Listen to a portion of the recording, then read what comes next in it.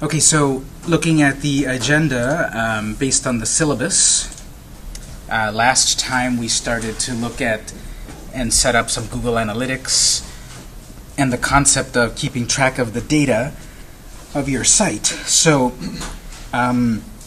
if you were able to set it up in class last week, that's great. If you were not able to set it up in class last week, hopefully you were able to do so at your own time. If you still haven't been able to set it up, hopefully during our lab times, if you want some one-on-one help, I can help you on that. But one of the early things that we do, one of the important things we do early on is we set up our analytics accounts. We set up a way to track our stats. Okay, well, that's one of the pieces of the big puzzle of our class, and we'll touch back on these concepts as well as we go on. But here's some of the strategies that I've got, or some of the goals that we've got for today. So marketing strategy, backlinks, and content creation. So we'll touch on all of those today. I've put a brand new item in the network folder. Let me remind you where that's at, and you'll be able to take a copy of this. You'll be able to print it a little later. But in the network folder, let's go to the network folder. So in the computer icon, top left corner right there, inside of the section network location, double click on classroom data, drive Z, and then you'll see our class Campus SEO. I added a new item, the client marketing strategy. You want to copy that to your flash drive or desktop. We'll look at it together, and I'll explain what it's about and the value of it for your business. So I'm going to copy that to my desktop and then close the network folder. It's the client marketing strategy. And like I said, usually I recommend making a copy. I'm going to give you my original one, and you can always go back to it and keep refining it or start over and learn more and keep going if you have the original. And so I usually work with a copy. I have the date on that as I make changes to it perhaps. Now, in my perspective, like I said, I teach this, but I'm also involved in a company where we do this for clients. And I said last week that if my company gets hired to do SEO or social media or whatever for a client, we need to know as much as we can about that client so that we can do a good job for the client. That's this document that I'm giving you here is a version of that we would do with a client. Now, I'm giving you this as well for yourself because, okay, you're your own client. You are your own business. You're trying to have yourself succeed. So I'm going to give you this in terms of how can this help me. So opening it up. Yes? On 510, we were supposed to cover verifying your site and submitting your site map, but everything got condensed. Verifying the site is something that we did do, which is that you have to, in order for analytics or any of that to work, it has to be connected to your site, and you verify it. But sitemaps is a good point. Let me make a note of that, and we'll come back to that, definitely. And then checking the backlinks was on 517. We didn't have time to do that either. Backlinks? I think that's for today. Oh, well, I opened the Yeah, syllabus. Yeah, I was looking at the syllabus as well. Backlinks. Yep. Remember, we're pushing everything forward a little bit. So today's is marketing strategy, backlinks, and content creation, and then we'll also touch on sitemaps. Oh, so how many more classes do we have? Next week is the last class because we missed the first day. So we're going to move this into this. It should fit. So the last items, this will be moved into this. I mean, everything got pushed down a little bit. So this will go into this on the last day. Oh, right. Okay. Gotcha. Thank you. Okay, so if we look at the document here, so it's set up again in a way like if I was getting hired to do this for a client. But from your point of view, it's the same sort of thing about you're going to put the name of your company, your name here, the date, And again, you don't have to turn this in, you don't have to print it out, you don't have to submit it. There's no assignments in this class. But if you do it and show me during lab time or email it to me over the week, I can look at it and give you some advice on what you did here. And so there's various big bullet points here as well to think about. So in general, what do you want to accomplish? Who is your audience? Do you have aspirational competition? Do you have a vision statement? And what is your unique selling proposition? So in the details of each of these, okay, so you have a business for some purpose, and it's online for some reason. You want to define here what it is you're trying to do. Again, I teach a version of this class in this campus, and then I teach a version at Southwestern College. And over there, there's grades. This would be an assignment that they have to actually do and turn in and get graded on. And so if the assignment were turned in, okay, what are you trying to accomplish, Victor's Bakery? Sell cookies. Okay, that's a nice C+. Actually, that's too much. So that's a nice C-. So we would have to get more detailed, not just because to fill a word count, but for your ultimate help. Everything that I teach in all my classes, you know, it's for your benefit about how can you apply it for your business and be successful and make a profit or whatever your business is. And remember, I use the keywords business and product, but it applies if you've got, you know, an art website, if you've got a website where you write your stories, whatever you do. Service. Any sort of service, goods and services, yes, real or virtual. So on the what do you want to accomplish, I have some more jumping off points. Okay, are you selling something? Are you building awareness? Well, what does that even mean? Sometimes I put things in these documents as a jumping off point for you maybe to look up. What is that keyword? If I didn't talk about it exactly, if I didn't come back to talk about it, hopefully your interest is piqued and you look up online. What is awareness? What is brand awareness? And you get more information. But I'm trying to get more people to know that my website exists, that my products exist. I'm trying to build awareness. And so in this little spot, you would write, what are you trying to do with your online presence? I mentioned that here early on, not just your business, but what are you trying to do online? Okay, so a more detailed answer for Victor's Bakery would be increase revenue now at 0.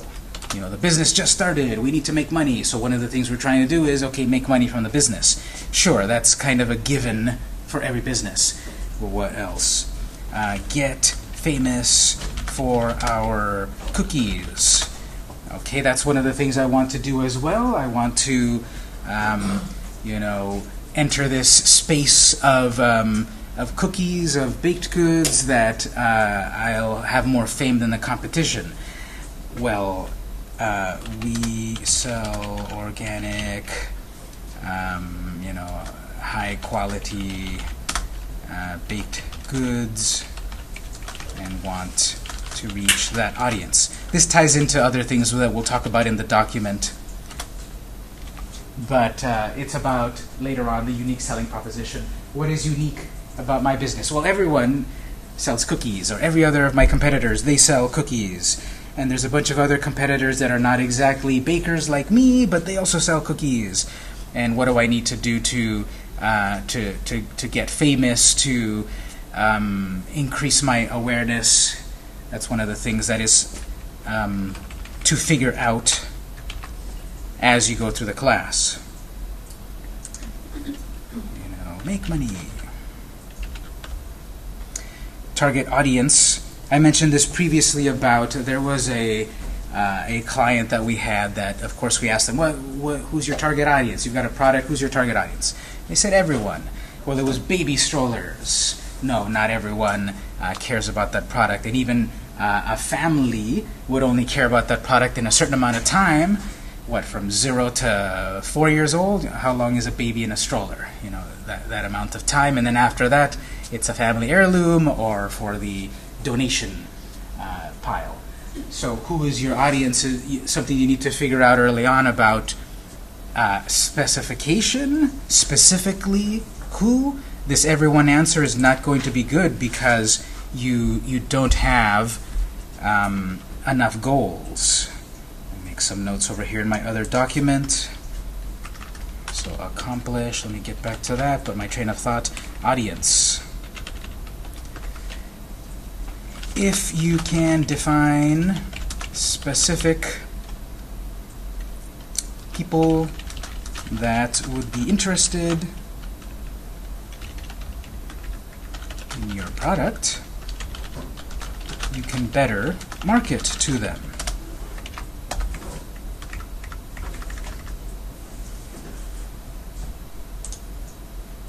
These are known as personas.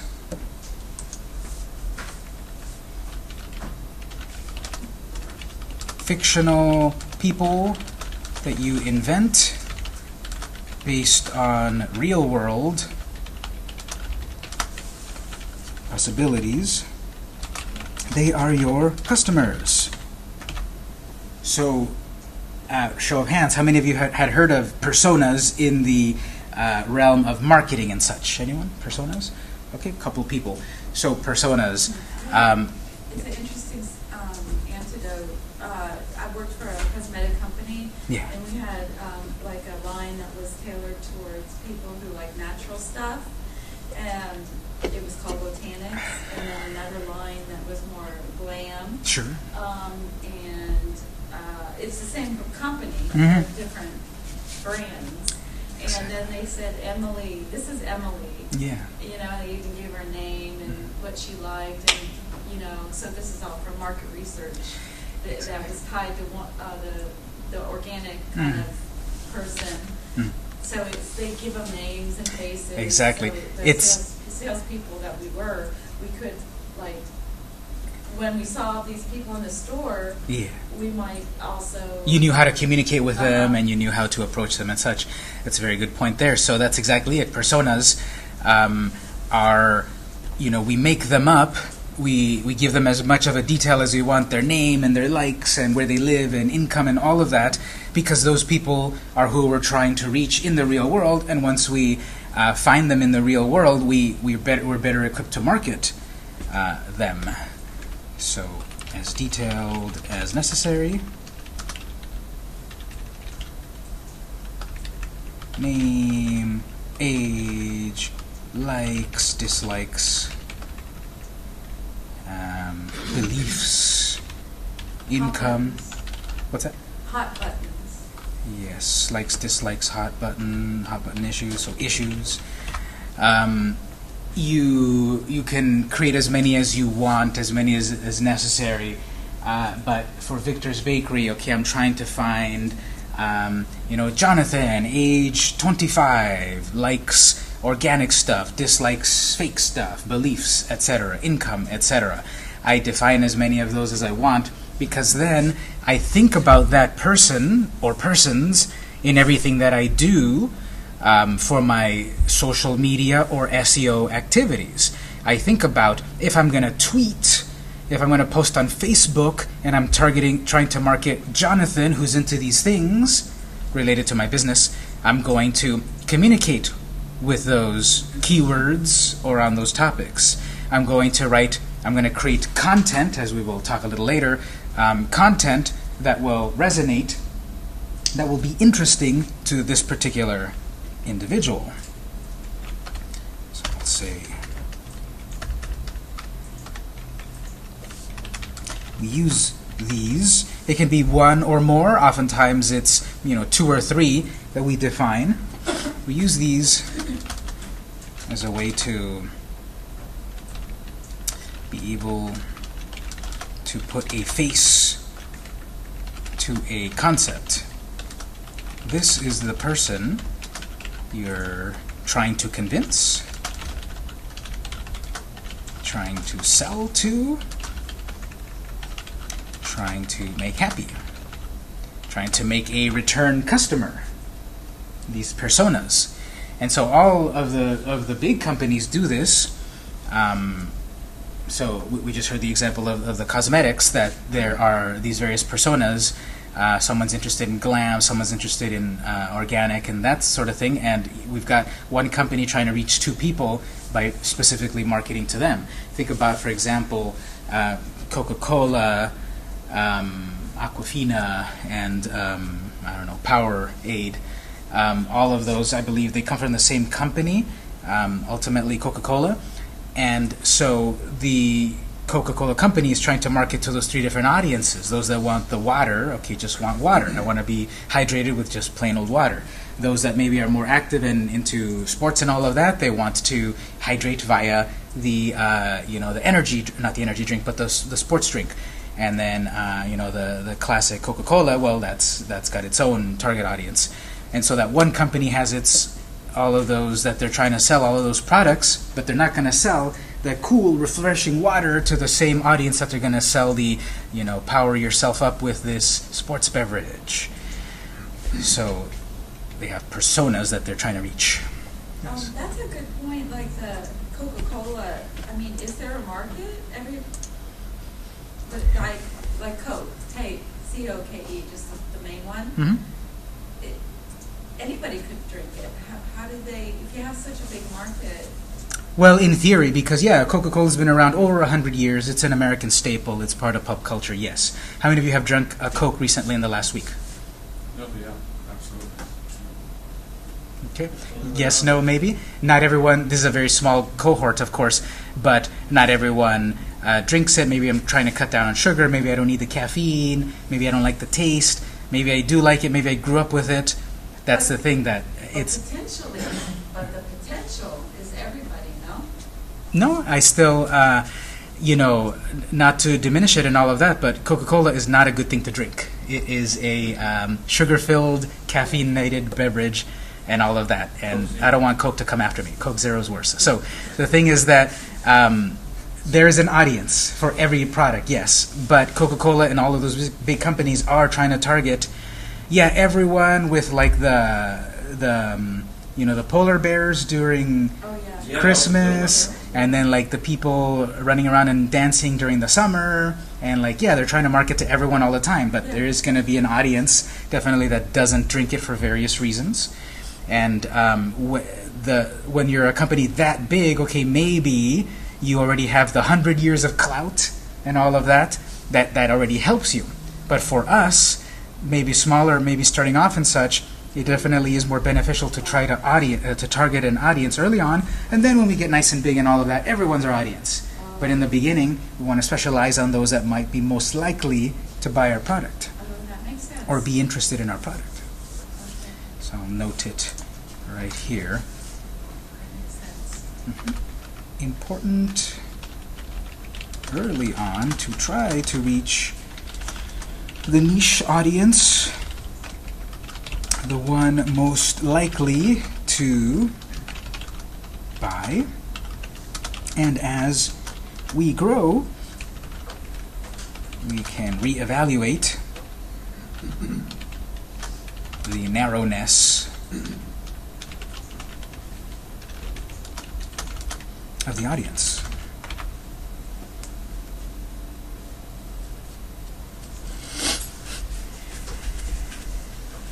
So your audience, your target audience is something to think about, and it relates to SEO and all of this, because again, modern SEO is not just about let's figure out our keywords and use them. Well, it's stuff before that. It's who's your audience, what are you trying to accomplish, what do you do outside your site, what do you do in your site, and all of these things that we're covering from various aspects. So there's some ideas there. Creating a persona, defining something about them. The example here, this other company, the people who want to hire Vic.co. Now this is another example company I set up on the other document, which is a web design company. The people who want to hire Vic.co are people that are trendy but know what they want. They are people in their 30s who are successful, own their own company, need a website, and know the value of web design. So I could go into much more detail on that, but okay, here's an age range. Well, of course I want 20-year-olds to buy my services. Well, of course I want 70-year-olds to buy my product, of course. But maybe one particular audience that I'm going to try to reach in a certain way is the 30-year-olds. I'm also trying to reach those that own their own company. Of course, this Vic.co could make websites for anyone that for anyone. But here I'm focusing first on those that own their own company. And then something here about the value. That's literal and figuratively. Know the value that, yeah, a website is going to be important, or social media, or whatever is important, because it's going to help me reach an audience. But also literally the value in that it costs some money. $99 for a website, good luck with that, because that's going to be probably low quality, not fully realized, and so forth. Maybe more in the range of $1,000 and such for like a good website. And yes, you're going to see plenty of deals online for a website for $250, all the bells and whistles. Maybe. It just depends on what you need out of it. Okay, competition. This is aspirational competition, something to aspire to, something to try to reach. So talking about like role models. Is there a business you see that makes you think, I would like to be like that? Is there a business that's, I like what they do there, but I want to do something better? It could be a person, a company, a brand, whatever, that you feel is some form of competition, that you want to emulate, that you want to learn from, that you want to do better than. But here the prompt is also, why do you want to emulate them? So Vic.co feels that XY Designs is our aspirational competition because they are well known in the field of web design. Their style is unique and modern. They use Pinterest a lot. Okay, so aspirational competition.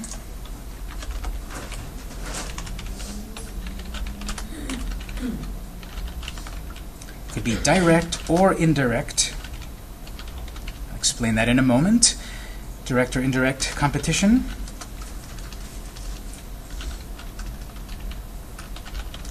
That you could model yourself after in the hopes of learning, expanding your own endeavors. And so, let's say I've got Victor's Bakery. I want to maybe find other local bakeries in my area and look up what are they doing, what's their website like. Do they have ads in the paper? Do they put out flyers? Do they have free Cookie Tuesday? What is my competition doing? What are they doing right? I have to grudgingly look at them, and also objectively, what are they doing right? That's a good idea. We can do a version. Obviously, I'm not saying steal their idea, but I'm saying what is a version of what they're doing that I could do. So develop, so purpose, to develop a version of tactics to engage in that are working for them. Tactics that are working for them. I see their ads on Facebook. I was very tempted to buy their product because they had a buy one, get one free. What are they doing that you feel is effective, or what they're doing that is effective that you could emulate in some way? Maybe I'll do a once-a-year sale. Maybe I'll do the free product if you sign up for our newsletter. Maybe I'll try to do something that they're doing, but in my own way. So, get ideas from these businesses. They don't have to be direct competition. What is a famous bakery, maybe, that you know about that exists all over the world, or the US or whatever? Any big bakeries out there? Panera, okay. They're big, they've been around decades. Sure, they're not my direct competition. I'm doing different kinds of baked goods. But yeah, I can use them as an example. How does their website look? What does their website have? How do they run their social media? Can I figure out what their keywords are based on what they're posting? All this stuff is public. I can go to their Twitter right now and look back at the last 100 tweets that they've made. I can go to their Facebook page and look at their About page and see what they wrote there and figure out keywords that they've used there. Can I use some of those words? I'm obviously not saying go to Panera Bread's about page and copy and paste it into yours. That's of course stealing intellectual, material. But how's that going to relate to what yours is? That's not your story. That's not what you do. But you're going to see what they've done and see how to make a version for yourself. You don't have to be direct competition. They could be a big company in your niche, and they will serve as an example of their social media. Let's say website, social media, about material on the about page on their website. Many of these social networks have a little space to write a biography. That's about information. Sales tactics. How do they communicate? So that's communication.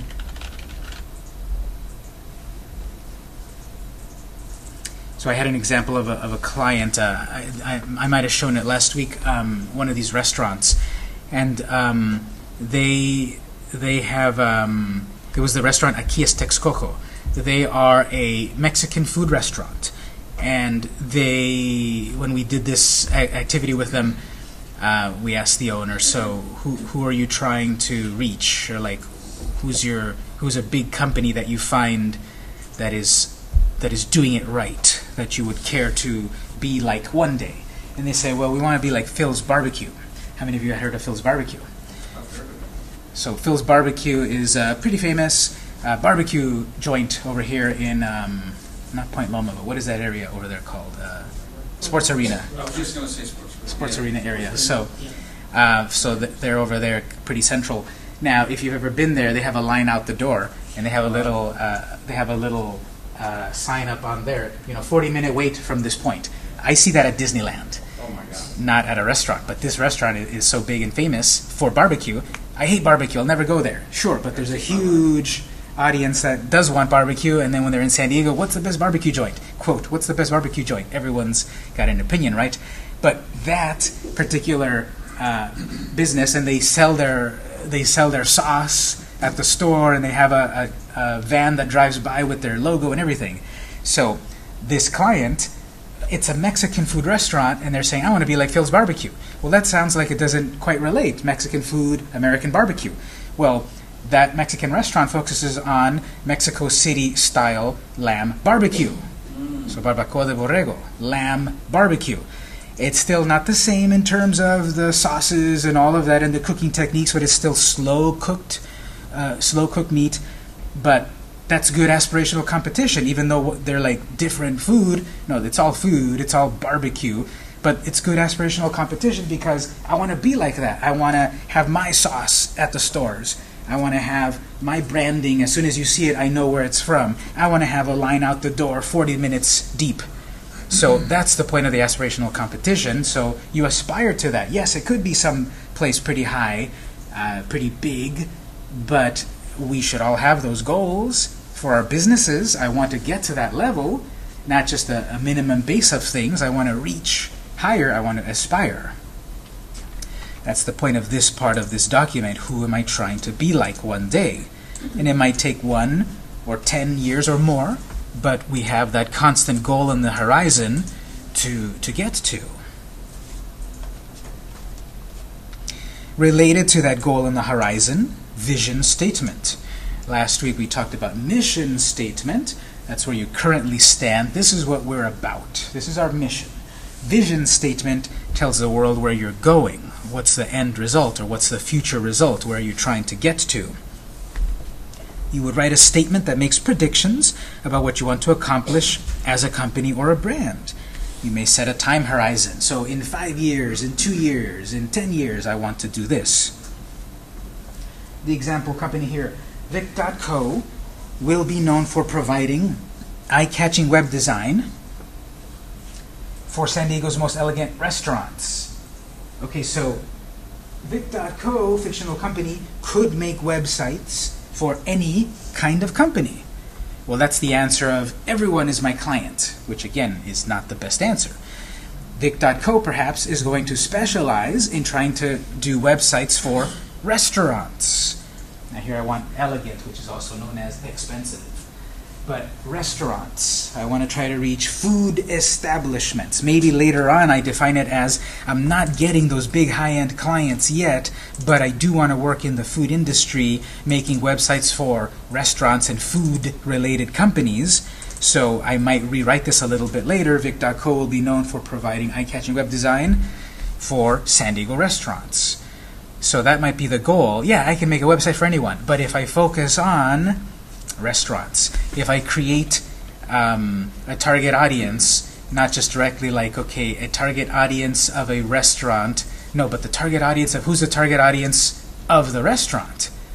You know what I'm saying? Not the owners of the restaurant, but who are the clients of the restaurant? If I make websites that appeal to the patrons of the restaurants, that could help me get to reaching the restaurant owners to make the websites for those restaurants. So vision statement.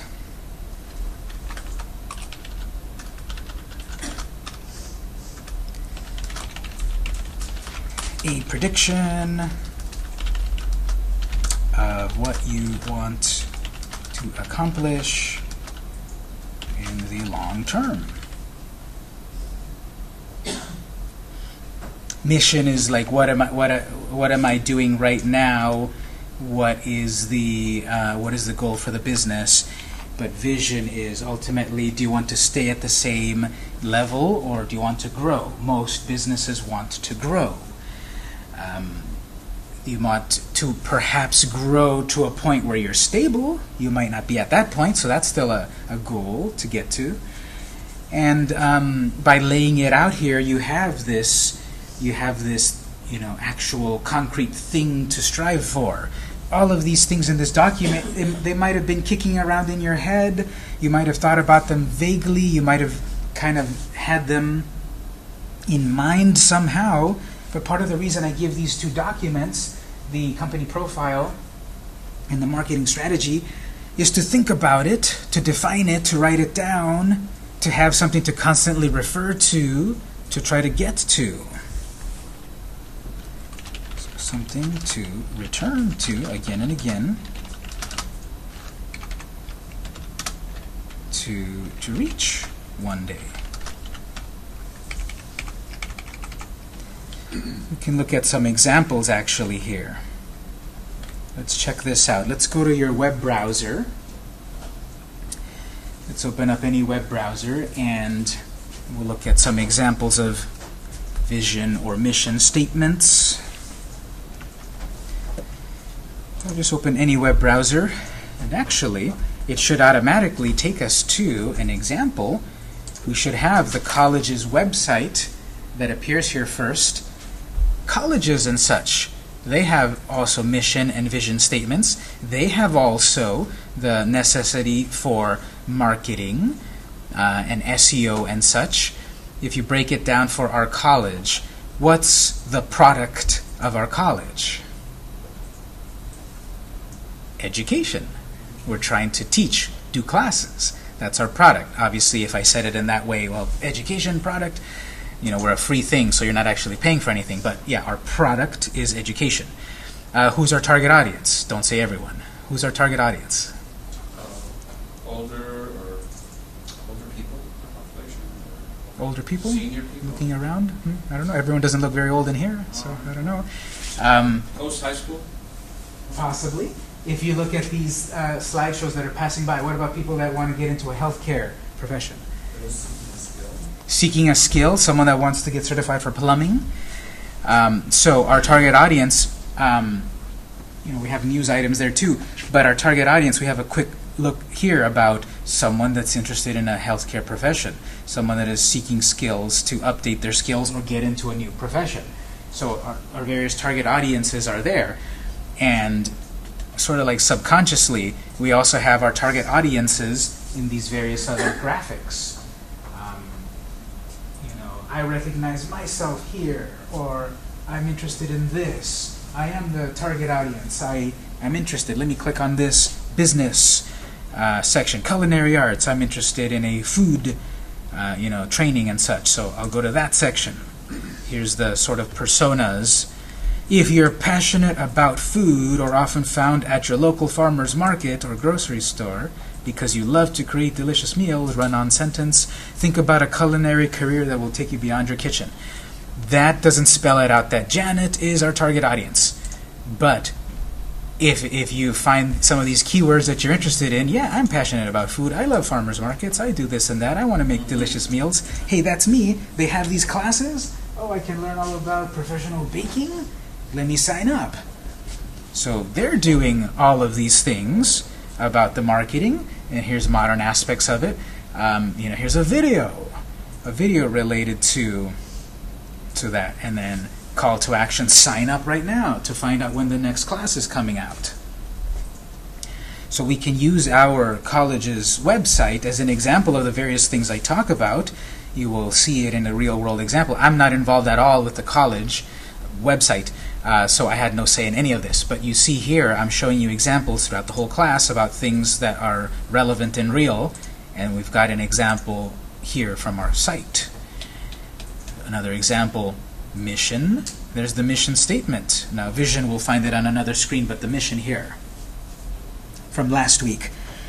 San Diego Continuing Ed commits to student success and community enrichment by providing accessible, equitable, and innovative quality education and support services to diverse adult learners in pursuit of lifelong learning, training, career advancement, and pathways to college.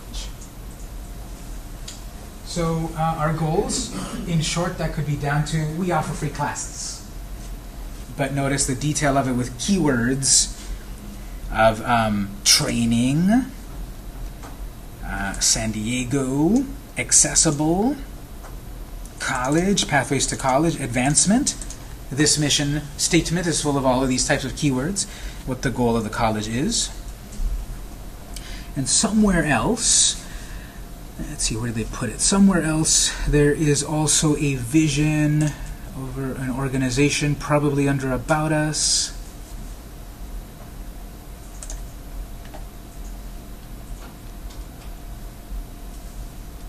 It may spell it out exactly as vision statement, or it may be sort of tied together in a variety of other language.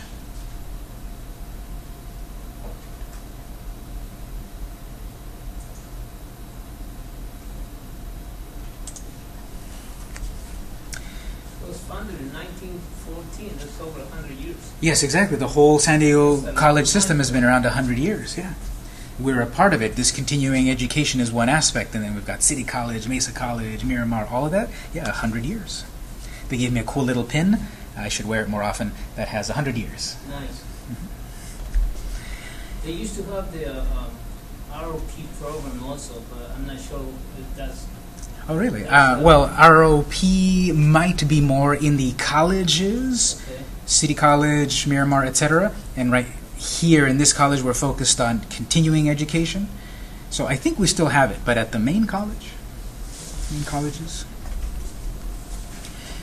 Okay, so let's say I'm curious over here. Nike vision statement. We can do all of this competitor analysis easily, obviously, by researching online, and I hadn't checked this just yet. Now this top result, Nike doesn't have a vision statement, but it does have a mission.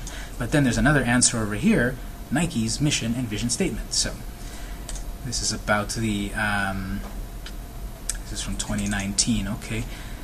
Let's see, can we see an example? Nike's corporate mission statement, Nike's corporate vision. Nike's corporate vision is to remain the most authentic, connected, and distinctive brand. If we can look at like the full version of it, they kind of took out one. They took out they took up a couple of keywords out of it, but if we can find the whole thing about it, that'd be useful. But okay, they've got authentic, connected, distinctive, some keywords. Nike, ultimately, what's their product?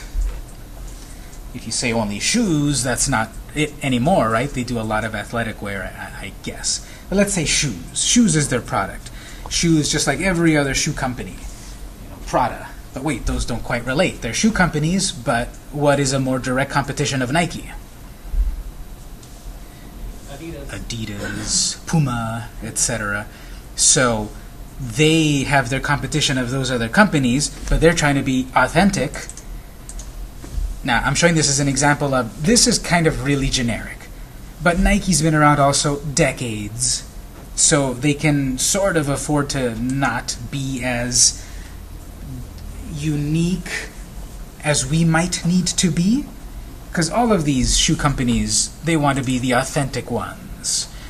The distinctive ones. We're the only ones with the 3 stripes on the side. We're the only one with the little, Puma on the side. But their vision is something like that. And again, you can do research for all of these things. Let's just see as an example over here. We have all the search engines, but the rest of the things in the document about, like this, doing a search anywhere. How to create marketing personas.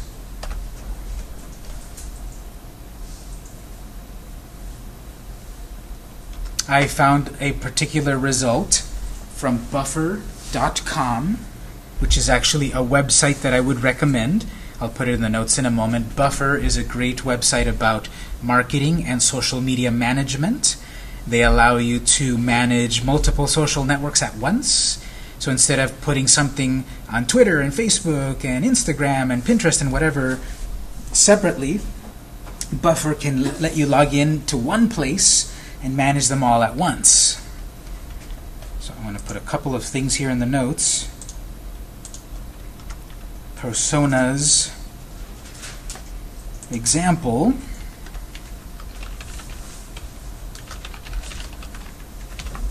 From Buffer. And then I would also note useful website, buffer.com. For managing the social networks, for managing all social networks, or reading about marketing and social networks in general. How many of you had heard of Buffer before? Okay, so it's a site there. It's useful. I've used it before. I think it's pretty powerful to be able to manage several things in one location, especially when we don't have a lot of time. But the example at the moment, the complete actionable guide to marketing personas. I'm writing this post to Dan, Mary, Stephen, and Rachel, one of whom is likely you. Basic marketing persona template is a composite sketch of a key segment of your audience. For content marketing purposes, for reaching an audience, you need personas to help you deliver content that will be most relevant and useful to that audience. So they have like pretty fancy in terms of, okay, we're going to put a picture of them, what's their name, what's their job title, where they work, details, demographics. All of these are not required, of course, but the more detailed you are, the more you know about, okay, education, salary. Let's say I have 2 different personas, Jack and Jill. And Jill earns $100,000 a year, and Jack earns $75,000 a year. Well, or 25,000, let's say. I am going to market my product in 2 different ways to each of those audiences. One that's a little bit more affluent, one that is a little bit less. So how am I going to market the same product, perhaps, in 2 different ways for one audience that has a lot of disposable income versus another that doesn't have as much? Same product, but how can I market it to both? Well, if I put a face to the person, if I put all of these details, values, tiers, all of that, I can create the content. I can create my tweets, my Facebook posts. I can create my about page. I can create my blog posts. I can figure out my keywords for each particular audience. So I think think that's a good one there, and you'll find plenty of results. I found 129,000 results. They're all good, they're all bad. Read them, you'll get a sense over and over about what's common, and then you'll be able to do a version for yourself. Last item, then we'll take a break. Unique selling proposition. What do you provide your customers that no one else can? What makes you stand out from the rest? How do you uniquely solve their problems? You have to answer the question of why. So why would someone hire you?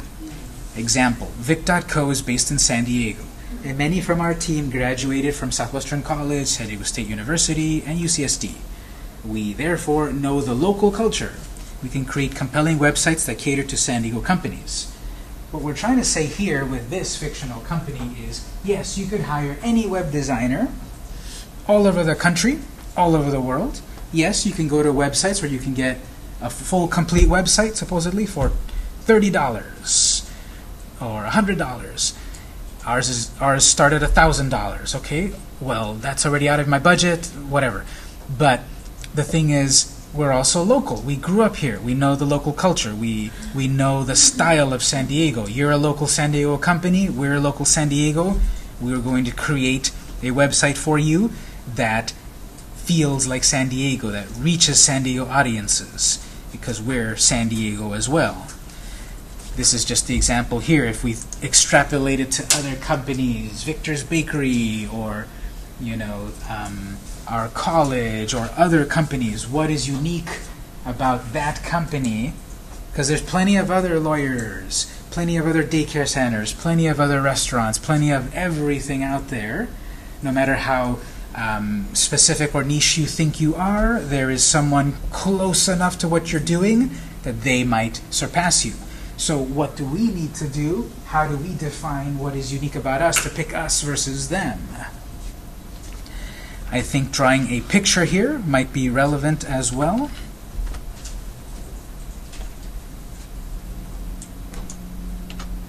Let me draw this picture, which I'll give you a little bit later. This is the golden circles.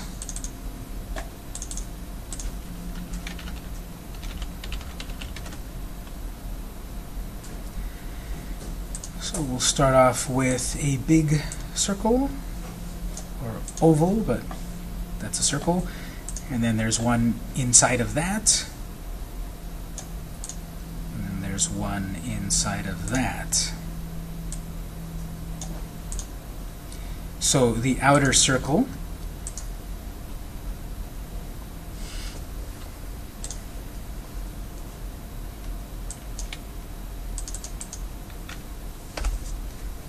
is what?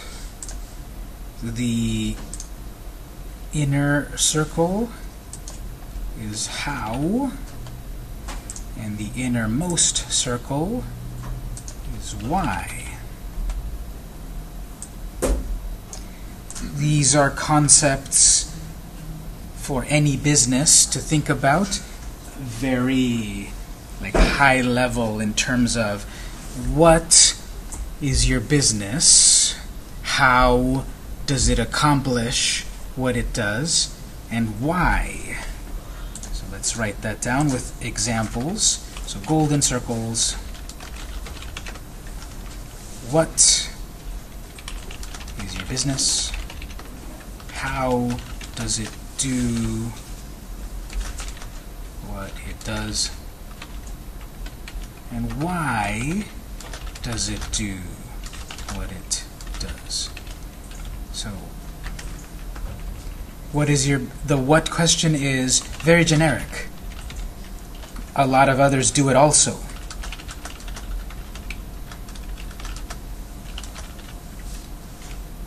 Hard to stand out. Victor's Bakery example. What is our business? A baked goods local business. Okay, just like the other bakery in the next block, and the other bakery a mile away, and Panera Bread, and all the big ones. 98 Degrees Bakery. 98, 68, what's that degrees on that one? Some Degrees Bakery. 85. 85. Okay, 85 degrees. I was boiling the water. Oh, yeah, that's a good one. The 80. coffee's a Mexican style, right? I thought it was actually Taiwanese or Chinese or something. There are Chinese Mexicans. Yes, definitely. I know. And I think they figured it out. Mhm. Came over here, they said, okay, we're gonna mix the sweet stuff with the Mexican stuff, you know what I mean? Everyone's trying to copy everyone. Everyone's copying everyone. Yep. It's not just the I'm happy they opened up, they have a really But special one. it's not copying, it's like learning. Their version of it. Yes. The one? Exactly. Learning and then make a video. Learning from it. They're in UTC, guys, if you do. Yeah, also in National City. All over the place. So, okay, that's to show we've got plenty of competition for Victor's Bakery. The what? I'm a bakery just like everyone else. Too generic. Nothing stands out for me. I'll just go to the big name. Okay? How does it do what it does? Okay, so the how, this is more specific, but not the most specific. This is more specific. This is detailed or catered, that is, for your business.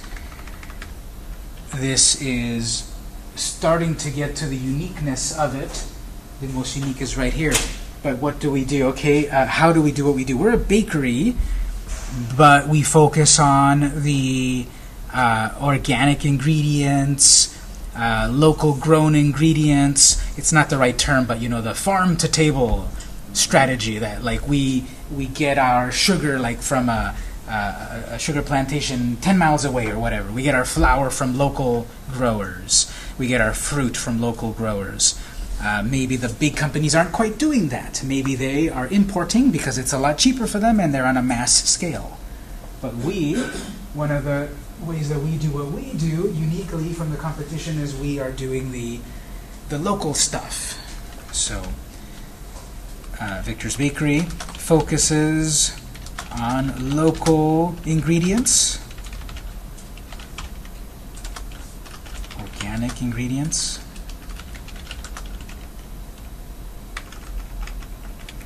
The other companies, maybe they're doing the non-GMO ones too, or organic or whatever, but we also have one step ahead of them in terms of we support local businesses. We're a local business, we support local businesses. That's a little bit more unique about us compared to the competition, and some segment of an audience that is interested in baked goods will resonate with that and want to come to our business compared to the big corporate business, which whatever baggage they might have about that. And then the why. This is the hardest one to answer. The most specific.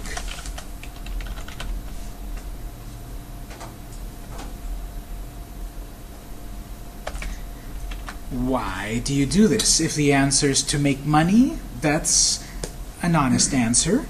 But think about a different company. Why does this company sell its coffee versus that company? Why does this company do its plumbing differently than that? Well, we're more personable. The company was founded by my father, and I'm keeping it alive. And what is unique in this way? Why does the business exist? So, Victor's Bakery, we can have a passion for the kitchen, stemming from my grandmother, trying to keep alive an old world tradition with a new twist. Maybe I'm trying to do the classic sorts of recipes and such that I learned from my grandmother, but I'm doing it with modern ingredients, modern techniques, modern flourishes. And there's that audience coupled with the personas that I'm trying to reach, the audience that is interested in something new and novel but reminiscent or retro or classic. Trying to take the classic chocolate chip cookie, but how do I kick it up a notch to the year 2019, but still being reminiscent of the classic cookies that I remember from my youth. This is the hardest one to define, the hardest one to put into action, because there's a lot of baked goods companies. You can get cookies all over the place at Vons, at Whole Foods. Whole Foods is not a bakery, but they've got a great baked goods section. So is Vons, Albertsons, etc. But compared to Hilda's Bakery, compared to Twig's Bakery, compared to whatever, how's mine going to stand out from all of that competition? Ours is the only one that's this unique doing this. The competition isn't. Great name for this. Yes. Abuelitas. Abuelita's Bakery? That's it. Mhm. Second.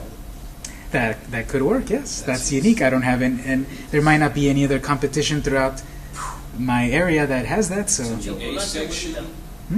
Chocolate abuelita. Chocolate Abuelita. That's it. There you go. Throw everything in there. We don't want to throw everything in there. I but mean, you know what I mean. yes. Yeah, That, that passion for the kitchen, the whole thing. Yeah. It's synonymous. yeah, but you have to be for sure that your abuelita did that. I think Well, 90%. There is that truth in advertising, sure, but I won't tell, until they find out. I mean, you can lie if you want to. You I don't don't know. have to. Oh my We all God, can lie. what is this? Well, I mean, there's a lot of people, a lot of companies that, The passion for the kitchen, that you can say abuelitas, and then in the description say Grado, everything Victor's Bakery is in. Because I don't know if you're going to open up Victor's Bakery, but abuelitas, I think, has more success. Possibly. well, And abuelita, then, abuelita is a grandmother for those who Mhm. don't understand. Yeah, so I'm sure. that could be also for an audience that I'm trying to reach as well. as So close to the border as we are, if you're going to do it here. But yeah. even in central LA, man, that Long Beach corridor, that is Mexico right there. It's 95%. California is Mexico. Olivero Sierra, Spanish.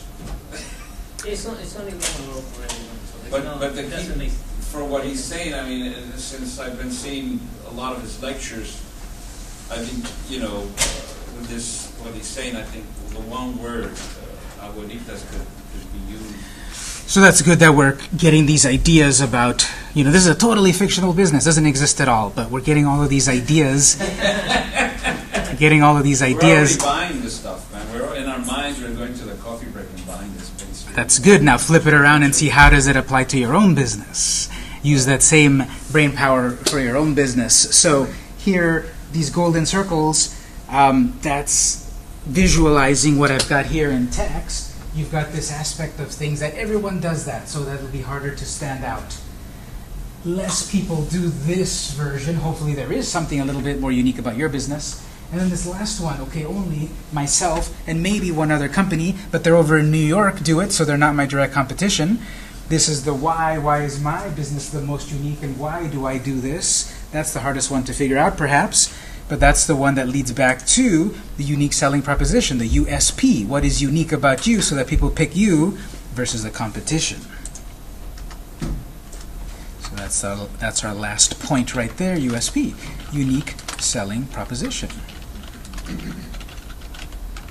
Can you define what is unique about your business so that people might pick you versus them? And that's, like I said up here, the hardest one to answer. But you might not have that answer early on. It might take you a while, days, weeks, months, years, whatever, but hopefully not that long. But you're defining what's unique about you so that you can further SEO optimize and such. So that's that second document that I'm giving you. I would recommend, if you're interested, fill it out, and I can look at it. You don't have to fill it out, of course; it's not required. But if you do, I can look at it and give you some tips on that. Let's take our first break in a moment. But general questions on these things these concepts that I brought up here. Yeah. You said that, right? Competition. Is that competition that's just local to you, or is that competition that could be like an online business? It's going to depend what direct competition is, because if I've got, for example, Victor's Bakery that we are on 123 Main Street, my direct competition is the ones that's on 223 Main Street. Yes, or even others in San Diego, maybe San Diego County. But when I'm an online one, okay, that's a little bit different, because then now suddenly your neighborhood is the whole internet. And so that direct competition there is also something to define, that I am and maybe an online-only bakery. I only ship out my baked goods throughout the U.S. or the world. Okay, so I've got to figure out who else also ships their baked goods throughout the country, and that's a direct competition, even though they're in Moscow, Idaho, and I'm here in California. So it's both, locally, physically, and also online, depending on what your product is. Any other general questions? In a way, you gotta have your product defined, you know, so you can do this. Yeah, that's from the other document as well, about what your product is. Yep. Victor, Yes. can you talk about your class in next week? Can I talk about what? Your class? What we're going to do next week? WordPress, yeah. Because online it doesn't have a description. Sorry, on 6.4, your class on 6.4 called e-commerce with WordPress. Let's take a break, and then I'll answer that. Okay.